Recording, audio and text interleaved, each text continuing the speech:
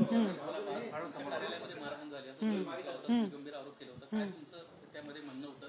काय नेमकं त्या कार्यालयामध्ये घडलं होतं जिल्हाधिकाऱ्यांच्या? मी डीपीडीसी मीटिंग होती, माझे नवरे होते, मला माहित नाही होता. मी बीडमध्ये असते आणि लोकांचे काम घेऊन मी कंटिन्यू जाते कलेक्टरमध्ये.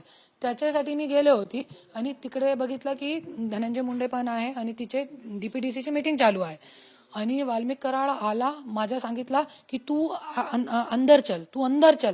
मा बहीणची शिवीगाळ मला केली आणि माझ्यासोबत खूप मारहाण केली.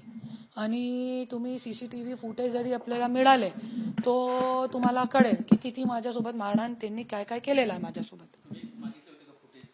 हा, निवेदन दिलेलं आहे, माझ्याकडे निवेदन आहे, मी मीडियाला देऊ शकते. हा, निवेदन दिलेलं आहे आणि त्या निवेदनला मला मिळाली नाही, त्याचा काही रिप्लाय पण आला नाही मॅडमच्या, दीपा मुधोळ मुंडे मॅडमच्या.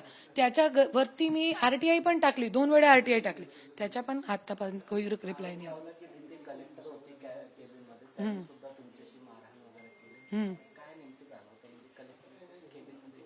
कलेक्टरच्या केबिन मध्ये काय झालं नाही होता. मी लोकांचे काम घेऊन, सडकचे सगळे काम घेऊन मी कलेक्टर ऑफिस मध्ये गेली होती. अचानक कळलं मला की इधर डीपीडीसीची मीटिंग आहे. वाल्मिक कराड आला, मला घेऊन कलेक्टरच्या केबिन मध्ये गेला. पोलीस होती त्यांच्यासोबत आणि ते 2 गुंडे होते, त्यांच्या समोर माझ्यासोबत मारहाण केली त्यांनी.